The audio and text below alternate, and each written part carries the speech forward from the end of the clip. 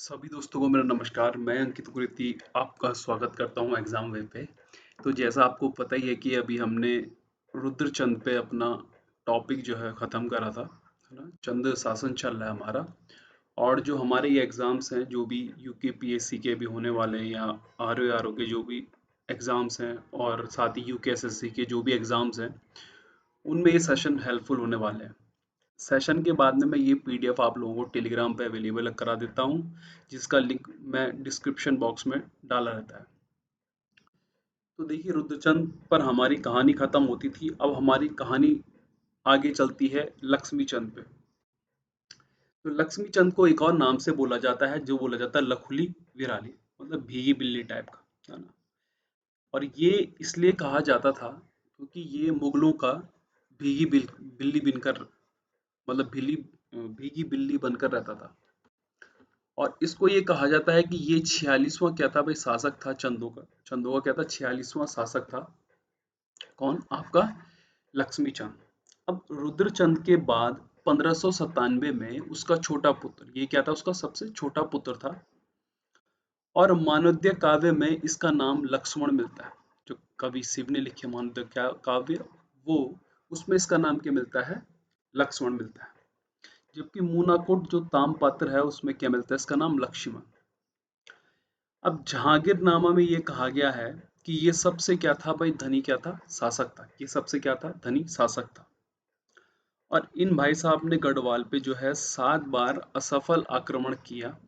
और 8वें आक्रमण के समय गढ़वाली सेनापति खतर सिंह मारा गया। जब आपको परमार वंश पढ़ाऊंगा, तो वहां पे आप इसके बारे में पढ़ेंगे।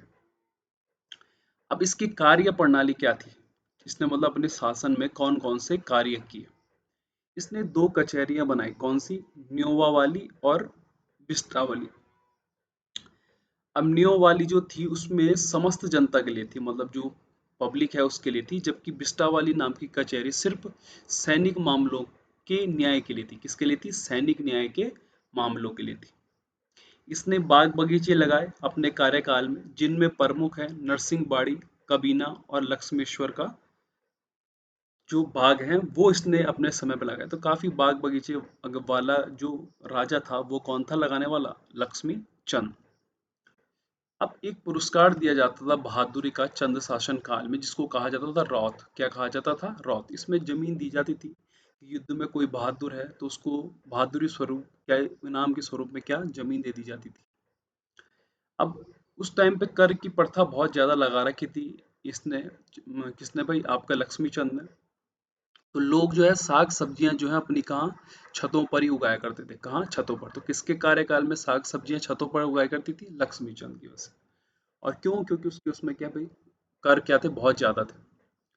और ये जूलिया और सिरती नामक कर लक्ष्मीचंद द्वारा लगाए गए। अभी आप इनके बारे में डिटेल में पढ़ेंगे कि आखिर ये होते क्या थे। ठीक है। बागेश्वर के बागनाथ मंदिर का जीर्णोद्धार 1602 में इनके द्वारा किया गया। अब इन्होंने अपने राज्य में जो कर्मचारी होते हैं, उनकी 3 श्रेणियां बनाई। उनकी क्या बनाई, 3 श्रेणियां बनाई। किसने, लक्ष्मी चंद ने। पहली श्रेणी सरदार, जो कि परगने का शासक होता था। फौजदार, सेना का अधिकारी होता था। और नेगी जो है, राज्य के छोटे कर्मचारी होते थे। जो आजकल जो आपको कास्ट पे देखने को मिलती है, राज्य के छोटे कर्मचारी होते थे। इन्हें अनाज के रूप में दस्तूर, नेग मिलता था, है ना। मतलब छोटे कर्मचारी होती थी और इन्हें अनाज के रूप में दस्तूर में क्या मिलता था, इनको दस्तूर मिलता, जिसको नेग कहा जाता था, अनाज दिया जाता था। नागरिक प्रशासन भी इनके हाथों में होता था, मतलब जो आपका एडमिनिस्ट्रेशन है, पब्लिक एडमिनिस्ट्रेशन, वो भी नेकी लोगों के क्या हाथ हाथ में होता था। तो इसने 3 श्रेणियां बनाई, सरदार, फौजदार और नेगी। अब इसका एक भाई था भाई, जिसका नाम था शक्ति गुसाई। क्या था, शक्ति गुसाई। अब ये जन्म से अंधा होने के कारण इसको कुमाऊं का धृतराष्ट्र बोला गया। क्या बोला गया, कुमाऊं का धृतराष्ट्र। और ये लक्ष्मी चंद का क्या था भाई, बड़ा भाई था। अब लक्ष्मी चंद के समय नागरिक प्रशासनिक व्यवस्था इनकी नीतियों से निर्धारित होती थी। मतलब जो भी लक्ष्मीचंद के समय में जो भी एडमिनिस्ट्रेशन संभालता था, पब्लिक व्यवस्था करता था, वो कौन करता था भाई, वो किसकी नीति लगती थी, शक्ति गुसाई की। इसने दारमा घाटी के सौका जनजाति के अधिकार और कर्तव्य निर्धारित किए और उनसे बंदोबस्त के बदले तिब्बती वस्तु राज दरबार में पहुंचाने का करार किया। तो इसने उनके अधिकार और कर्तव्य कुछ निर्धारित करे और कहा कि तुम जो ये बंदोबस्त मैंने तुम्हारे लिए करा है, इसके बदले मुझे तिब्बती जो साग सामान है, मतलब जो भी वहाँ की बहुमूल्य चीजें, वो राज दरबार तक आप लोग पहुंचाते रहना। इन्होंने राजधानी में बंदोबस्ती कार्यालय की स्थापना करी। मतलब बंदोबस्त कार्यालय की स्थापना कहाँ करी इन्होंने, जो उस टाइम पे चंद साम्राज्य की क्या थी भाई, राजधानी थी। अब लक्ष्मी चंद के उत्तराधिकारी कौन हुए, देखो उत्तराधिकारी कौन हुए। लक्ष्मी चंद के बाद दिलीप चंद राजा बना। कौन बना? दिलीप चंद राजा बना। और कहा जाता है कि इसकी मृत्यु किससे हुई थी भाई? क्षय रोग से, है ना। दलीप चंद के बाद विजय चंद गद्दी पर, राजगद्दी पर बैठा।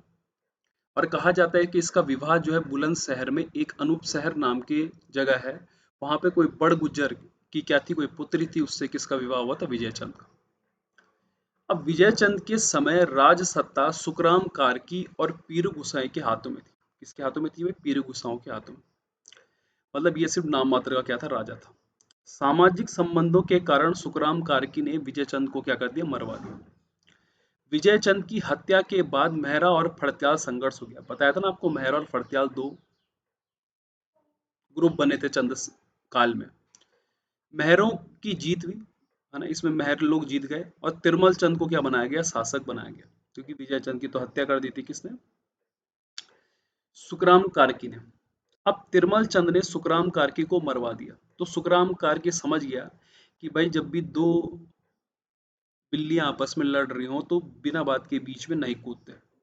और देखो उसका इंतजाम क्या भुगता उसने, कि वो मारा गया। और पीरू गुसाई को क्या कर दिया भाई? दिल से क्या निकाल दिया किसने? तिरमल चंद ने। क्योंकि वो समझ गया था भाई कि ये लोग भरोसे लायक नहीं है ना, सत्ता के लिए किसी को भी मरवा सकते हैं। अब तिरमल चंद का शासन शुरू होता है 1625 ईस्वी से 1638 ईस्वी तक। अब एक गड्यूरा तामपत्र में तिरमल चंद को युवराज कहा गया। और ये कहा गया कि इसने जो है युवराज का जो कार्य करा वो 1616 ईस्वी से 1621 तक इसने युवराज बन के क्या करा? काम करा। और ये कहा जाता कि जो गड्यूरा था, ये गड्यूरा जो था ये सेनापति था किसका? तिरमल चंद का। किसका था? तिरमल चंद। अब तिरमल चंद ने कपरौली के कटेतों को रसोइया नियुक्त करा, क्योंकि उसको पता था कि भाई रसोइयों ने ही जो है भाई विजय चंद को मरवाया। तो उसने सबसे पहले क्या करा? रसोइया चेंज करे और कठेतों को क्या करा? अपना रसोइया बनाया। और साथ ही साथ रसोई के क्या करे? नियम भी उसने क्या बनवाया। अब इसके बाद में विजय चंद के बाद में आया बाज बहादुर चंद, है ना, जो कि 50वां चंद शासक था। कौन सा था? 50वां चंद शासक। और इसका शासन 1638 से 1600 कहाँ भाई? 77 तक रहा। अब ये कहा जाता है कि चरवाहे से राजा बनने वाला ये एकमात्र क्या था? चंद शासक था। एकमात्र क्या था? चंद शासक था। इसके पिता का नाम था नीलू गुसाई। क्या था? नीलू गुसाई इसके पिता का नाम था। मुगलों से क्या संबंध थे? देखो मूल्यवान वस्तु लेकर ये मुगल बादशाह शाहजहां के दरबार में पहुंचा, मक्खन मानने के लिए कि मुझे कुछ चीजें इनके द्वारा दी जाए जो कि मिले, फाइनेंशियली बड़ी हेल्पफुल हो। तो शाहजहां ने सबसे पहले उसे क्या दिया भाई? उसे बहादुर और जमींदार की क्या दी? उपाधि दी। बहादुर और क्या करी? जमींदार की उपाधि दी। क्योंकि जब गढ़वाल पे हमला हो रहा था तो इसने साथ दिया था, है ना, मुगलों का। तो उस टाइम पे इसलिए भी इसको बहादुर की क्या दी? उन्होंने उपाधि दी।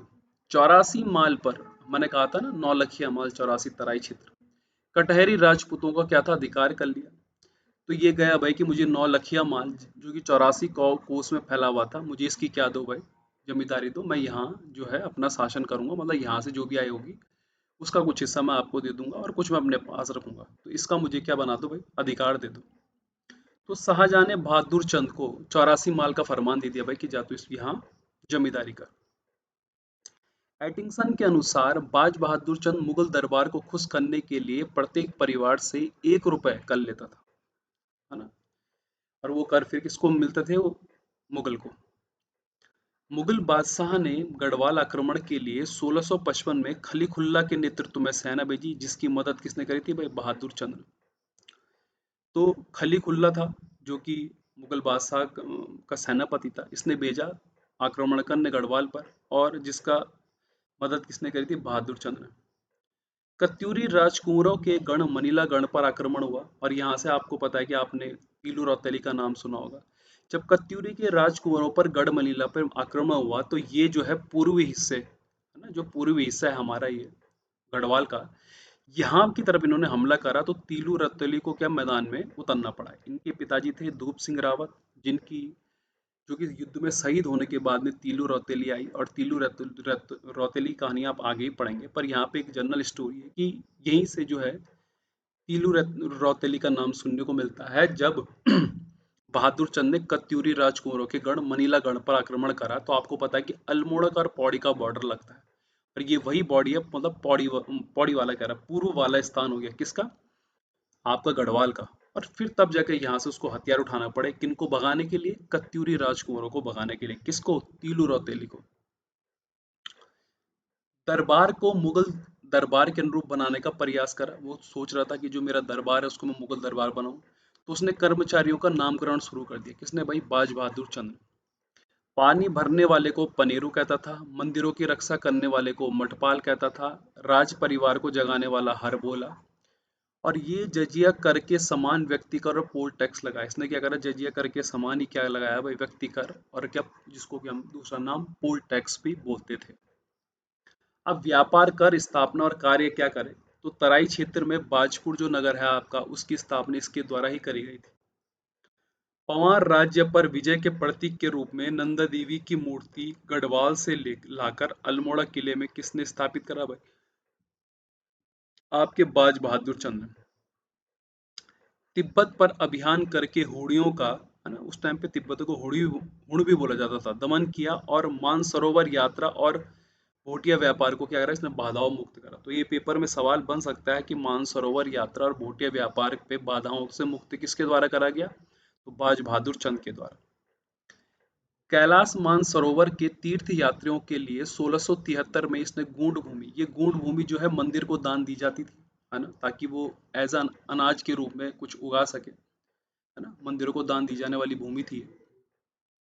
भोटिया और सौकाओं द्वारा तिब्बत को दी जाने वाली दस्तूर पर उसने क्या कर दिया, रोक लगा दी, जो कि पहले दी जाती थी। 1669 ईस्वी में सोर खड़ायत का परगना जिसको बोलते थे की यात्रा की। सोर में उर्ग गांव को भारती चंद ने सदानंद जोशी को दे रखा था। जब भारती चंद था तो इस सोर के उर्ग गांव को इसने दे रखा था सदानंद जोशी को। ताम्र पत्र में सदानंद जोशी को क्या कहा गया, लटोला राठ। इसको ध्यान रखना, बहुत इंपॉर्टेंट है कि जो सदानंद जोशी था इसको उर्ग गांव दिया था किसने, भारती चंद्र ने, है ना, और इसको लटोला राठ भी कहा जाता था, किसको, सदानंद जोशी को। बहादुर चंद ने रतन जोशी को उर्ग गांव के बदले तल्ला रयासी में एक ज्यूला जमीन दी। तो इसने रतन जोशी जो था एक और आदमी, उसको एक ज्यूला जमीन भी दी, कहाँ, तल्ला रयासी, उसी क्षेत्र में कोई जगह थी। भोटियों और तिब्बतियों से सिरती नामक कर लिया, और कुमाऊं पर जजिया कर लगाने वाला एकमात्र क्या था, ये चंद शासक था, कौन, आपका बाज बहादुर चंद। अब पिथौरागढ़ के थल में एक हथिया देवाल इसने बनाया। क्या आपने सुना होगा, एक हथिया देवाल जो बना है अद्भुत। और घोड़ाखाल में गोलू देवता का मंदिर, और हरियार डूंगरी में इसने शिव मंदिर भी क्या करा, बनाया। बाज बहादुर चंद का एक चित्र आपको न्यूयॉर्क संग्रहालय में भी मिलेगा, है ना, जो बाज बहादुर चंद है उनका एक चित्र जो है न्यूयॉर्क संग्रहालय में स्थित है। इनके अंतिम वर्षों में एक कहावत है कि बरस भयो 80 बुद्धि गए 80। ये बड़ी है, बुद्धि मर गई थी इसकी जब ये 80 में पहुंच गया था, है ना। इनके समय डोटी का राजा कौन था, देवपाल था। कौन था डोटी का राजा, देवपाल। तो आज आपने बाज बहादुर चंद पढ़ा, जो कि काफी अच्छा, जिसके बारे में बताया गया इतिहास में, और मैंने इंपॉर्टेंट बातें आप लोगों को बताती जो आपके पेपर पॉइंट ऑफ व्यू से इंपॉर्टेंट है, ठीक है। और साथ ही आज हमने लक्ष्मी चंद के बारे में पढ़ा। तो ये दो अहम हुए, जैसे रुद्रचंद हुआ, लक्ष्मी चंद हुआ। तो यहाँ से ज्यादा क्वेश्चन बनते हैं आपके। तो इसको मैंने एज अ थ्योरी बेस पे, एक स्टोरी बेस पे सुनाया आपको, कहानी बेस पे, कि ऐसा ऐसा चला, ऐसा ऐसा उन्होंने करा। इसको रिवीजन के तौर पे आप लोग पीडीएफ से पढ़ सकते हैं, जो मैं आपको टेलीग्राम पे दे दूंगा। तो उम्मीद करता हूँ कि आपको ये सेशन पसंद आया होगा। धन्यवाद।